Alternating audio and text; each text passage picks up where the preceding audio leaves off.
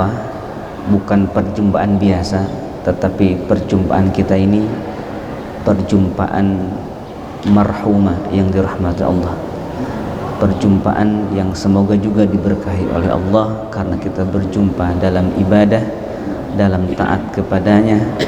Dan ada aktivitas di pagi hari ini setelah rangkaian sholat kita, zikir kita, yaitu ibadah halaqah ilmu. Ngaji ilmu itu ibadah, dan ngaji itu ibadah yang durasinya sangat panjang, minal mahdi ilal lahdi, durasinya sangat panjang. Dan ketika kita mengetahui ilmu, kita faham ilmu, maka selama pemahaman dan ilmu itu ada, maka pahalanya terus mengalir. Bahkan seandainya ilmu itu disampaikan lagi kepada orang lain, andai pun kita sudah tiada, maka orang lain yang mendapatkan ilmu dari kita itu akan memberikan sumbangan juga pahala untuk kita. Dan pagi hari ini amal ibadah yang besar itu insyaallah kita bersama-sama mengerjakannya dalam bentuk halaqah pagi ini. Dan seperti biasa untuk bersama saya ini kita membahas tafsir dari surah Yasin. Sebelumnya kita mari baca bersama-sama ayatnya, karena membaca ayat pun juga ibadah, melihat ayat ibadah, mendengarkan ayat ibadah, memahaminya ibadah. Kita bersama-sama. A'udzu billahi minasy syaithanir rajim. A'udzu billahi minasy syaithanir rajim. Surah Yasin ayat 52. Bismillahirrahmanirrahim.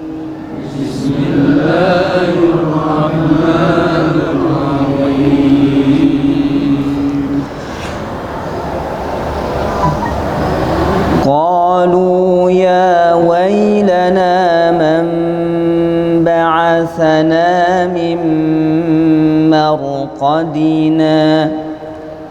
Qalu ya wailana man ba'athana min هذا ما وعد الرحمن وصدق المرسلون.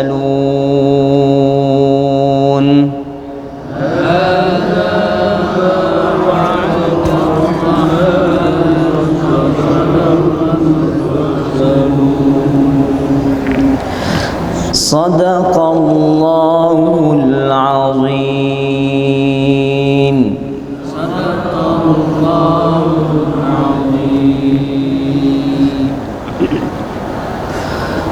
Qalu, mereka berkata. Yang dimaksud mereka adalah mereka yang sama yang disebutkan pada ayat-ayat sebelumnya. Wa yaquluna mata hadzal wa'du in kuntum shadiqin. Mereka berkata, kapan janji itu terjadi jika kamu benar. Ma yanzuruna, mereka tidak menunggu. Mereka yaitu mereka yang kufur kepada Allah, mereka yang tidak beriman kepada hari akhir, mereka tidak percaya kepada hari kiamat, dan tidak percaya kepada pahala, tidak percaya kepada azab. Mereka mengatakan, mungkin kalau bahasa ininya, akhirat itu fiktif gitu,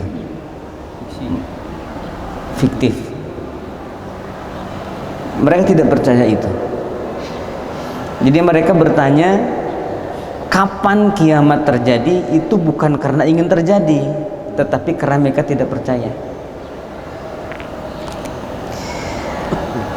Dan pada hari nanti ketika mereka dibangkitkan untuk diminta pertanggungan jawabnya di akhirat nanti, mereka akan berkata seperti ini, ya wailana,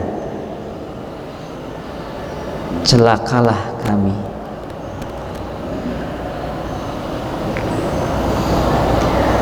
man, siapa, ba'atsana, yang telah membangunkan kami, mim marqadina, dari tidur lelap kami.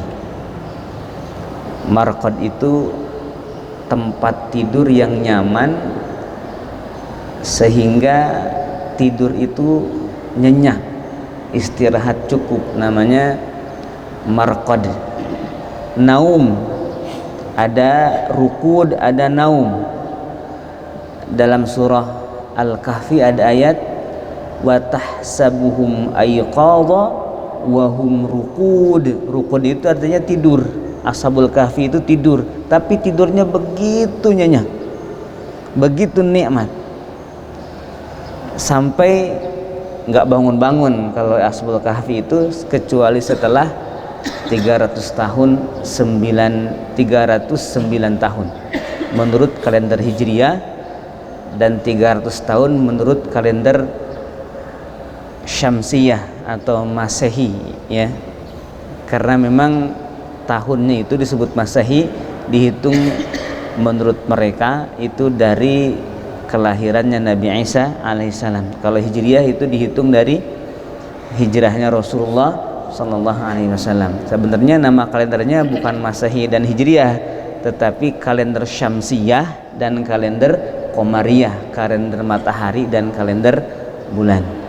Kalender matahari itu diantaranya untuk mengetahui musim, kalender bulan itu untuk mengetahui waktu-waktu ibadah yang tidak mengenal musim. Oleh karena itu ibadah haji itu ada kalanya musim panas, ada kalanya musim dingin, ada kalanya musim juga lagi hujan. Karena ibadah itu tanpa mengenal musim. Ibadah itu jangan musiman gitu. Makanya pakai kalendernya kalender bulan. Marqad itu seperti itu. Mereka mengatakan demikian, bertanya demikian, maka ada yang menjawab, hadza ma wa'adar rahmanu wa sadaqal mursalun. Hadza, ini, yakni kejadian dibangunkannya kalian, ma adalah sesuatu, wa'adar rahmanu yang dijanjikan oleh Allah, wa sadaqa dan telah benar, al mursaluna para rasul yang diutus. Ma wa'ada, karena mereka bertanya mata hadzal wa'du, ya, mata hadzal wa'du. Ketika mereka dibangkitkan nanti di hari kiamat, dijawab hadza ma wa'ada. Nah, wa'ada ini yang janji yang mereka dahulu pertanyakan, inilah itu yang mereka pertanyakan. Dalam bacaan riwayat Imam Hafiz di sini, kalau membaca wasal itu wajib saktah.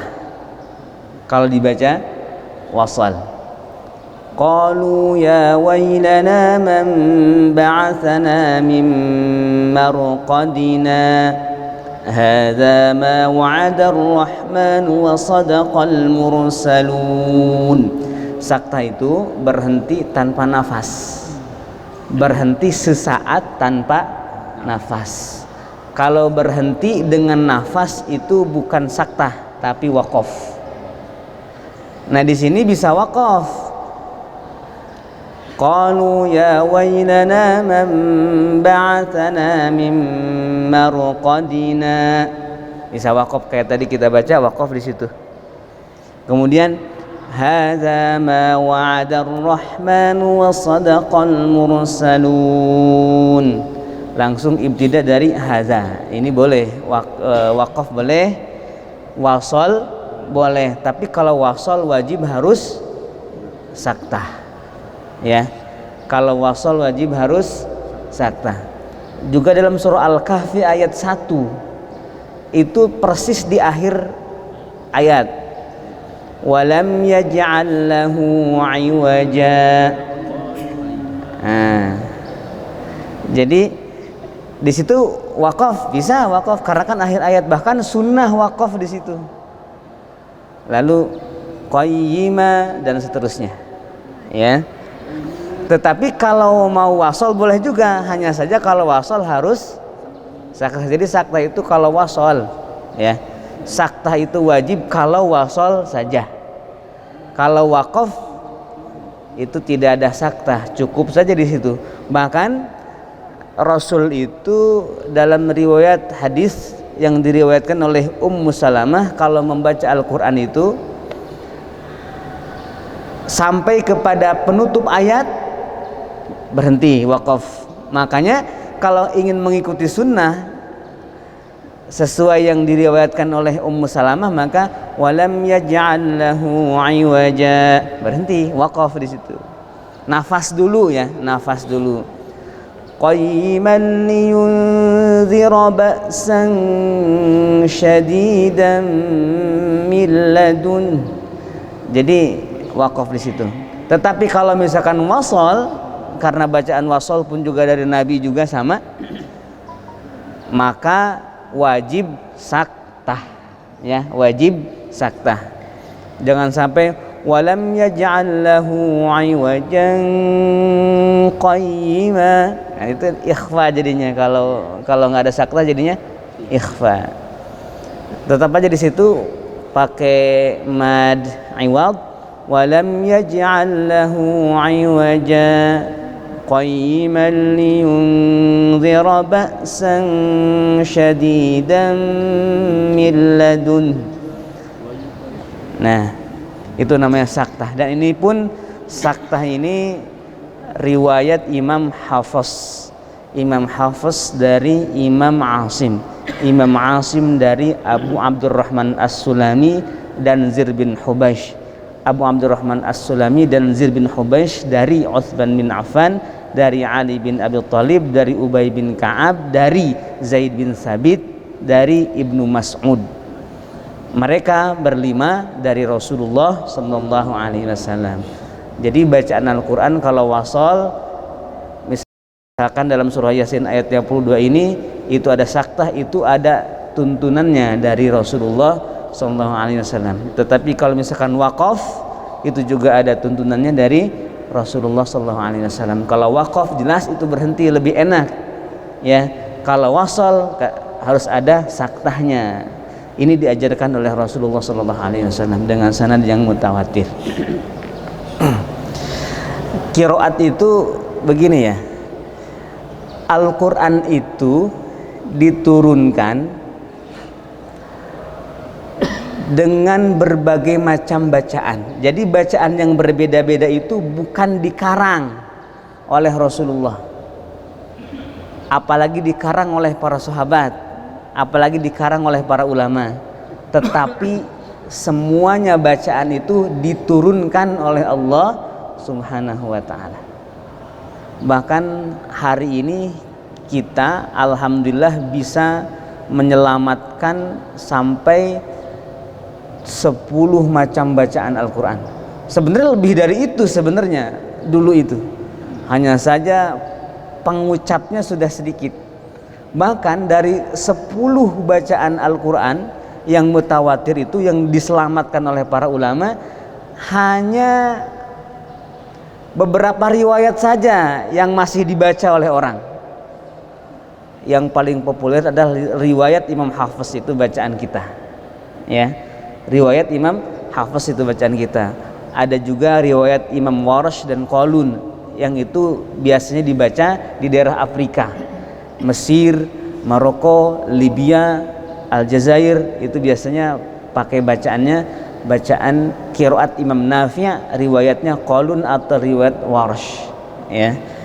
Kalau kita di Indonesia atau di berbagai macam belahan dunia, itu termasuk di Mekah dan Madinah, itu membaca dengan riwayat Imam Hafiz dari Imam Asim. Nah, riwayat-riwayat yang lain yang banyak lagi itu hanya ulama saja yang bisa baca. Hanya ulama Al-Quran saja yang bisa baca. Adapun yang biasa-biasa, yang bukan ulama, itu pun juga bukan ulama semua. Ulama Quran dan mengerti qiraat yang bisa. Ulama fikih juga nggak bisa bacanya. Ya, dan itu semua dijaga. Inna nahnu nazzalna dzikra wa inna lahu lahafizun. Jadi bacaan Al-Quran itu dijaga oleh Allah Subhanahu wa taala sehingga lahir para ulama dari awal Islam sampai hari ini yang menggeluti bidang itu, sehingga Al-Quran itu terjaga tulisannya, terjaga bacaannya, terjaga tulisannya, terjaga bacaannya, sehingga tidak ada satupun orang yang membaca di dunia kecuali bacaan itu sesuai dengan bacaannya Rasulullah SAW, dan tulisannya pun juga sama dengan tulisan sejak zaman Rasulullah SAW. Tidak bisa dikarang-karang. Oleh karena itu baca Al-Quran ini harus ada gurunya, ditalaki, karena tidak seperti membaca huruf-huruf Arab yang lain. Ya, tidak seperti membaca huruf-huruf Arab yang lain, tidak seperti membaca buku Arab yang lain. Ada tata caranya, di mana berhenti, di mana wakaf, di mana saktah dan lain sebagainya. Nah, di sini ada saktah itu tadi. Nah, kita masuk ke tafsirnya. Kalau zaman dahulu itu bukan tafsir, disebutnya takwil. Rasulullah berdoa untuk seorang sahabat yang dicintainya, yang paling mengerti makna Al-Quran, yaitu Sayyidina Abdullah bin Abbas. Allahumma faqihhu fid din wa'allimhu ta'wil, kata Nabi. Ya Allah, jadikanlah Ibnu Abbas ini, yaitu keponakan beliau, mengerti agama dan ajarkanlah kepada dia takwil. Takwil itu maksudnya tafsir. Makanya kitab-kitab yang dikarang pada zaman dahulu, kitab-kitab tafsir yang dikarang pada zaman dahulu, diantaranya yang paling tua, yang utuh satu Al-Quran, itu tafsir Jami'ul Bayan. Itu di situ Jami'ul Bayan an ta'wili ayil Quran, bukan an tafsir tapi takwil. Ahli tafsir disebutnya ahlut takwil. Makanya kalau kemudian kita membaca kitab-kitab generasi salaf dulu, ya, yang dekat masa dengan Rasulullah, itu kalimat yang digunakan itu takwil. Jadi makna Al-Quran disebutnya takwil, dan itu lebih luas. Lalu begini, apa bedanya ya pada zaman-zaman kesini ketika Ahlus Sunnah wal Jamaah sudah berdiri? Jadi istilah Ahlussunnah wal Jamaah itu berdiri pada awal abad keempat Hijriah. Itu Ahlussunnah wal Jamaah itu, ya, berdiri pada awal abad keempat Hijriah, dengan tokoh utamanya pertama Abu Hasan Al-Asy'ari, Imam Abul Hasan Al-Asy'ari, dan Imam Abu Mansur Al-Maturidi. Nah, di situ kemudian dijelaskan ada tafsir, ada takwil. Ya, ada tafsir, ada takwil di situ. Mulai ada perbedaan istilah di situ. Nah, perlu saya sampaikan di sini karena sekarang ini banyak tafsir-tafsir yang dalam tanda kutip menjadi tidak benar takwilnya, tafsirnya. Atau benar tetapi jadi salah. Kita merujuk kepada apa yang disampaikan oleh Imam Abu Mansur Al-Maturidi dalam kitab tafsirnya yang disebut Ta'wilatu Ahli Sunnah. Ada nama kitab Ta'wilatu Ahli Sunnah, takwil Al-Quran berdasarkan pemahaman Ahli Sunnah wal Jamaah, yang dikarang oleh Imam Abu Mansur Al-Maturidi. Begini, tafsir itu memvonis, kata Abu Mansur Al-Maturidi, memvonis bahwa maksud Allah itu ini. Itu namanya tafsir. Memvonis bahwa maksud Allah itu ini. Maksud dari lafaz ini. Maksud dari ayat ini divonis. Al-qat'u, itu namanya tafsir. Dan ini tidak ada yang bisa melakukan kecuali Rasulullah sallallahu alaihi wasallam. Main vonis itu hanya Rasulullah yang bisa memvonis ini. Adapun mufassir itu bisa memvonis apabila makna ayat ini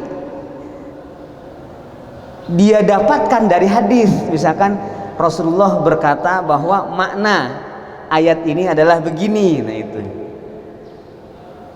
ya. Dan itu pun juga sebenarnya karena Al-Quran itu Quranan Arabiyyah, Al-Quran itu diturunkan dalam bahasa Arab yang sangat kompleks, sangat dinamis maknanya, ya, sangat dinamis maknanya, sehingga tafsir yang disebut tafsir oleh ulama hari ini itu adalah tafsir yang disebut qat'iyyus tsubut. Jadi pasti divonis kebenaran adanya. Apakah maknanya pasti seperti itu perlu lagi penelitian lagi. Makanya kalau ulama itu mengambil kesimpulan dari mana? Dari Al-Quran itu tidak ada vonis, tidak ada vonis. Oleh karena itu, karena tidak ada vonis, maka ulama itu akan berbeda pendapat. Misalkan 4 mazhab fikih aja beda. Imam Hanafi, Imam Abu Hanifah beda, Imam Malik beda, Imam Syafi'i beda, Imam Ahmad beda. Karena semuanya tidak bisa mengklaim bahwa pendapat dirinya paling benar. Tidak bisa. Karena kalau kemudian tidak menemukan dalilnya yang qat'i, maka klaim itu adalah kesalahan yang disebut dengan at-tafsir bir-ra'yi. Ya, at-tafsir bir-ra'yi itu adalah klaim kebenaran kepada makna satu ayat padahal itu tidak ada dalilnya yang qat'i. Adapun takwil itu sama dengan tafsir, hanya tidak ada vonis. Makanya produk-produk fikih para ulama itu takwil sebenarnya karena tidak ada vonis. Ya, dalilnya dalil zanni disebutnya, bukan dalil qat'i. Dalil qat'i itu 100%, kalau dalil zanni itu di bawah 100% tapi di atas 50% kekuatannya, namanya dalil zanni. Kalau 50% itu nggak sampai kepada zon, itu masih salah, masih ragu. Jadi harus naik di atas 50% meskipun tidak sampai 100%, itu namanya zanni. Dan semua produk-produk fikih itu adalah zanni, dan tafsir-tafsir yang dibuat oleh para ulama pun itu juga zanni. Maka disebutlah takwil bukan tafsir karena tidak vonis. Permasalahan dan persoalan sampai bertengkar itu karena vonis biasanya itu, ya, karena betapa vonis itu melukai pendapat yang lain yang berbeda. Dulu itu Mu'tazilah sampai terjadi perang pada zaman itu antara muslimin itu karena mereka memvonis yang lain salah. Nah, kalau hari ini ada orang kelompok umat Islam yang mengklaim yang lain salah, yang dirinya benar, itu bahaya. Ya, itu bahaya. Bisa muncul permusuhan yang tidak ada akhirnya itu, klaim kebenaran itu. Makanya dalam Ahlus Sunnah itu adabnya takwilatu ahli sunnah, karena takwil berdasarkan Ahlus Sunnah wal Jamaah itu tidak ada vonis kebenarannya. Bisa jadi hari ini ada dalil dan artinya seperti ini, besok dalilnya lain lagi sehingga maknanya berubah. Imam Asy-Syafi'i ada kaul qadim, ada kaul jadid. Ada kaul qadim, ada kaul jadid Imam Asy-Syafi'i itu. Dalam kaul qadim, contoh misalkan dalam praktek ibadah haji, ada mabit di Mina kan? Mabit di Mina pada malam 11, 12, 13 kalau nafar sani, kalau nafar awal 11, 12 kalau nafar awal. Dalam kaul qadim mabit di Mina itu tidak wajib. Artinya kalau orang ibadah haji tidak mabit di Mina itu sah hajinya dan tidak ada denda apa-apa. Tetapi kemudian muncul dalil lagi dalam pikiran Imam Asy-Syafi'i, hadis yang baru, keterangan yang baru, dalil yang baru, maka berubah di qaul jadid bahwa mabit di Mina itu jadi wajib. Yang disebut wajib adalah kalau ditinggalkan tetap sah hajinya, tetapi harus didenda, yaitu bayar dam. Kok bisa begitu? Nah itu namanya takwil kayak begitu. Makanya para ulama kebanyakan itu untuk adab kepada Allah dan kepada Rasulullah itu menyebutnya takwil, dan di situ tidak ada vonis. Tidak ada vonis kebenaran. Bahkan kalimatnya pendapat saya benar tapi terbuka untuk salah, pendapat yang lain salah tapi ada kemungkinan benar. Jadi tidak kemudian saling menyalahkan. Itu adab-adaban dalam memahami Al-Qur'an, ya. Sehingga sangat variatif pendapat ulama itu. Beda-beda, ya, beda-beda. Dan bagi orang yang bukan level ulama, perbedaan itu rahmat. Ya, perbedaan ulama itu rahmat. Kenapa disebut rahmat atau kasih sayang Allah? Karena kita bisa milih yang manapun. Ibarat kita masuk restoran banyak menu nih. Yang sukanya oreg, ambil oreg gitu kan. Yang sukanya capcay, ambil capcay. Suka semuanya, ambil saja. Ya, nggak usah kemudian wah ini saya nggak suka. Jadi ketika seseorang nggak suka, jangan mengatakan itu haram. Yang lain bisa jadi suka.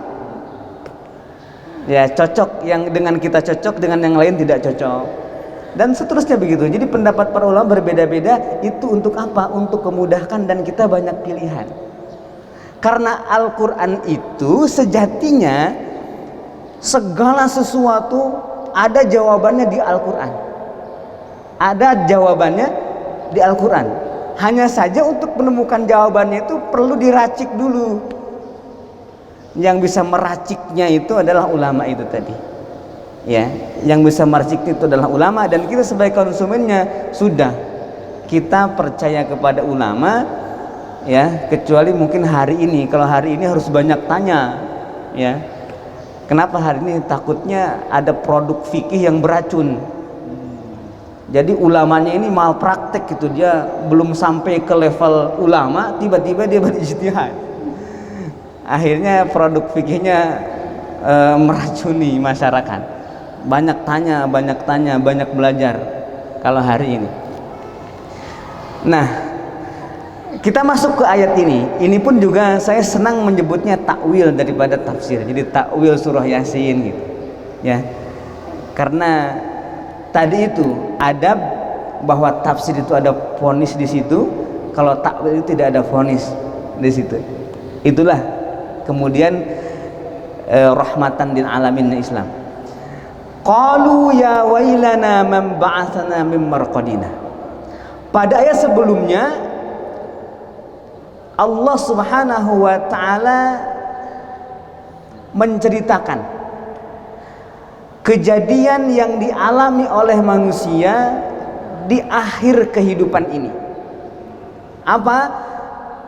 Bahwa seluruh manusia, bahkan bukan hanya manusia tetapi makhluk yang hidup itu semuanya mati, dan alam semesta ini dihancurkan oleh Allah Subhanahu wa taala. Lalu setelah alam semesta dihancurkan oleh Allah Subhanahu wa taala, dibuatlah alam semesta yang rata sekali. La tara fiha iwaja wala amta. Bahkan tidak ada tempat satupun yang rendah untuk bisa bersembunyi, atau yang tinggi juga di belakangnya bisa bersembunyi.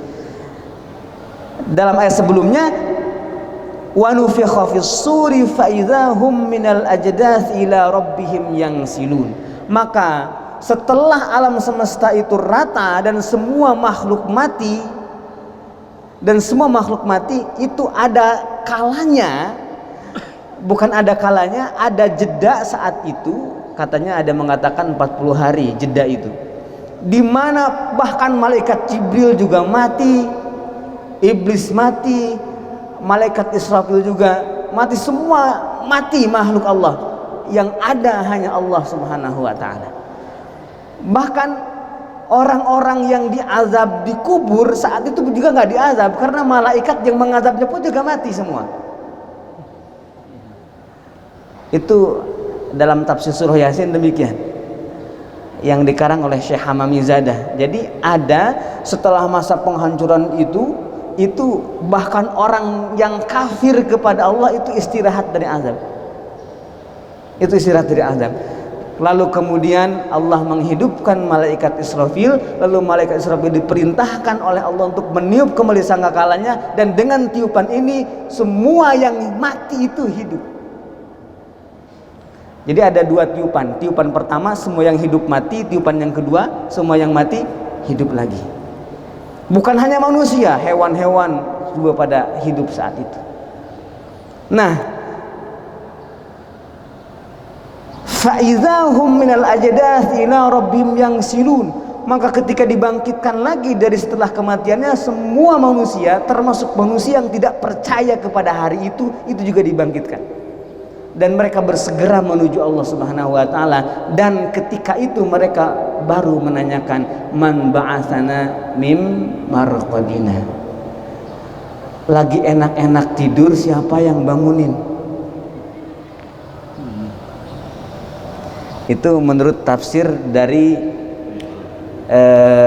kitab tafsir Hamamizadah itu, atau kebanyakan ahli tafsir mengatakan demikian. Ya, jadi ada masa tidur di situ. Makanya mereka benar-benar terlelap dan hanya seakan-akan sesaat saja. Biasanya kalau tidur nyenyak itu meskipun lama rasanya sebentar. Meskipun lama rasanya sebentar. Seperti Ashabul Kahfi itu 300 tahun pasti tanya. Dijawab labisna yauman au ba'dha yaum, katanya. Jawabannya, berapa lama tinggal di sini di gua? Mereka mengatakan sehari atau setengah hari. Padahal 300 tahun. Sehari atau setengah hari. Itu karena tidurnya sangat nyenyak sekali. Nah, ketika dibangkitkan ini, wah, di situ semua dimulai. Huru-hara kiamat dimulai. Proses hisab dimulai, proses yang mengerikan dimulai ketika dibangkitkan itu. Dan sebagaimana saya sampaikan kemarin, bahwa mereka itu dibangkitkan, ada yang wajahnya berseri-seri, ada yang wajahnya hitam genuk gitu ya, pucat wajahnya, atau bahkan dalam riwayat lain ada manusia tetapi dibangkitkan dalam wujud babi misalkan. Jadi tidak seperti yang kita bayangkan. Misalkan kita ini wujud seperti ini, wajah kita tetap seperti ini, tidak bisa menjamin. Yauma tabyaddu wujuh wa taswaddu wujuh. Pada hari saat itu di mana wajah berseri-seri, ada juga wajah yang hitam. Jadi wajah yang hitam ini bukan kulitnya hitam, tetapi pucat maksudnya. Karena kan ada saudara-saudara kita yang berkulit hitam, itu bukan begitu maksudnya.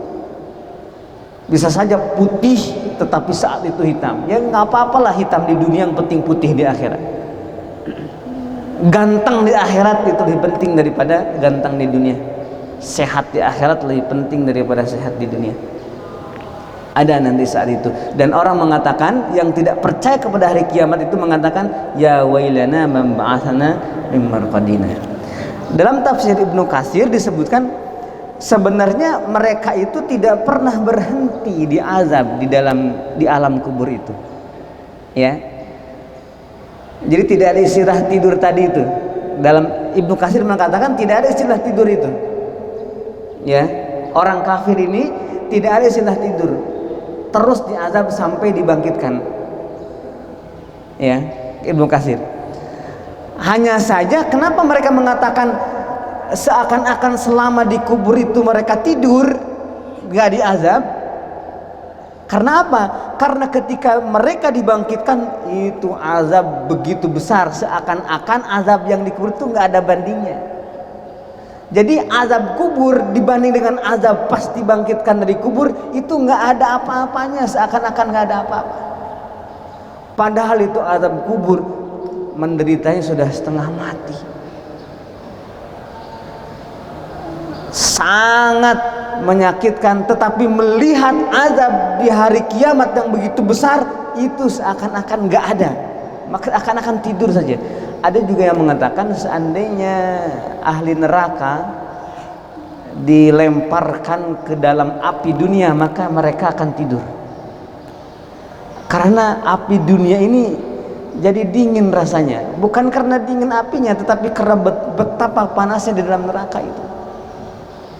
Akan tidur nyenyak katanya di dalam api dunia ini, kalau ahli neraka dimasukkan. Nah ini juga sama, ketika dibangkitkan setelah mereka kematian, itu betapa besar azab mereka yang tidak percaya pada hari itu, seakan-akan azab-azab di kubur itu tidak ada, seakan-akan azab ketika di kubur itu kayak tidur aja gitu di situ. Itu Ibnu Katsir.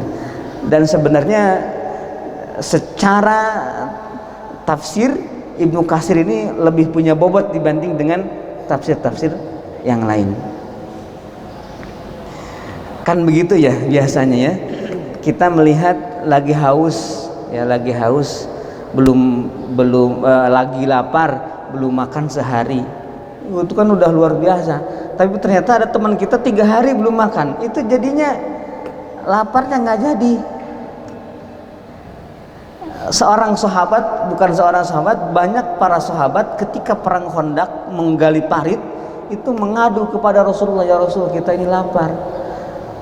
Tetapi sebelum juga mengatakan kami lapar, pas lihat Rasulullah itu udah mengganjal perutnya dengan batu, nggak jadi. Jadi lapar itu jadi ringan ketika melihat Rasulullah ternyata lebih lapar daripada sahabat.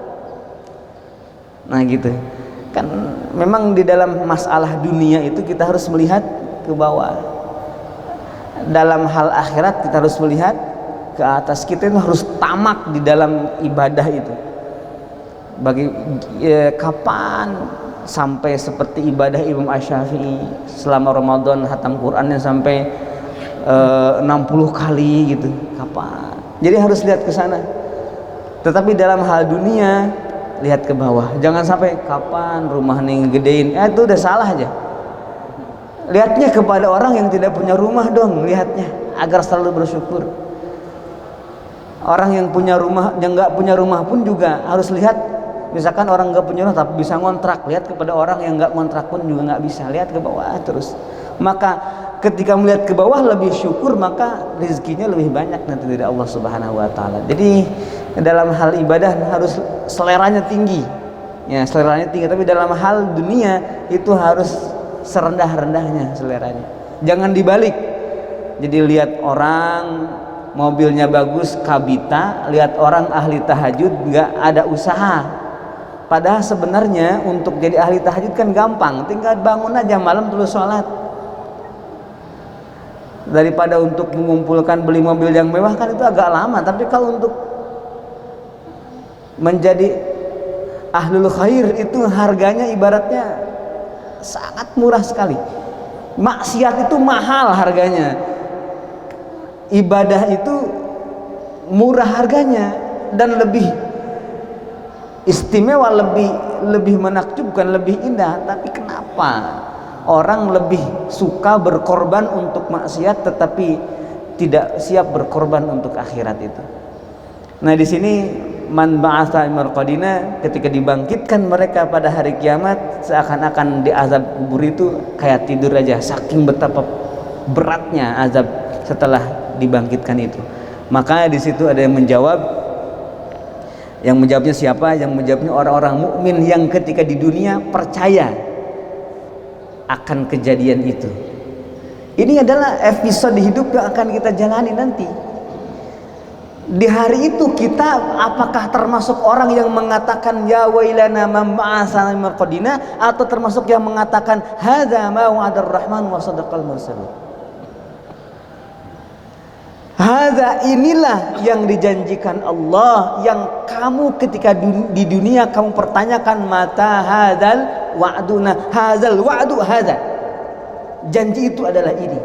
Wa sadaqal mursalun, dan telah benar para rasul yang diutus oleh Allah. Kan mereka mengatakan mata hadzal wa'du in kuntum shadiqin. In kuntum shadiqin, hadzal wa'du shadiqin.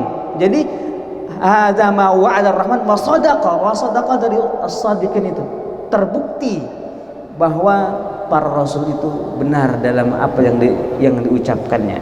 Ini tentang episode hidup kita, dan hidup di alam kubur itu durasinya lebih lama daripada kita hidup di atas kubur. Kita ini berada di dalam perut bumi nanti itu akan lebih lama dibanding ketika kita hidup saat ini di atas bumi.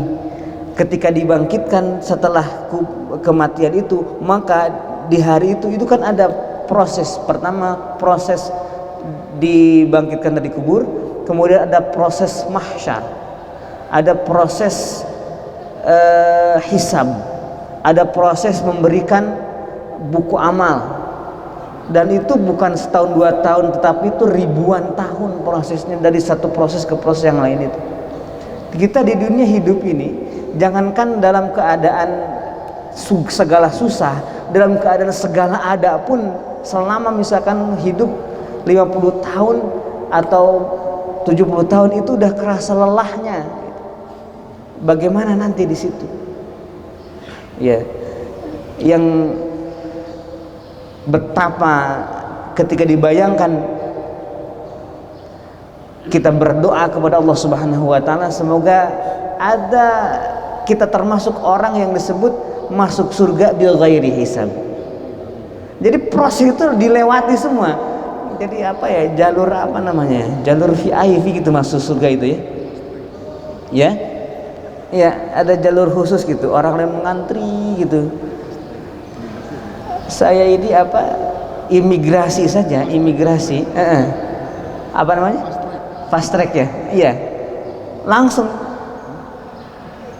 Ibadah haji itu ada, itu masya Allah ketika naik haji kan, di imigrasi itu, ya Allah. Tetapi ada ternyata itu yang jalur VIP-nya.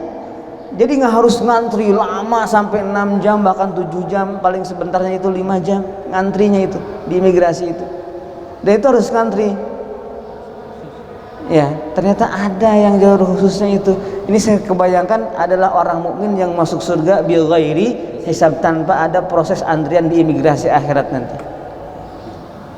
Ini ada imigrasinya nih kan, diperiksa semua amal nih, sholatnya, oh semua.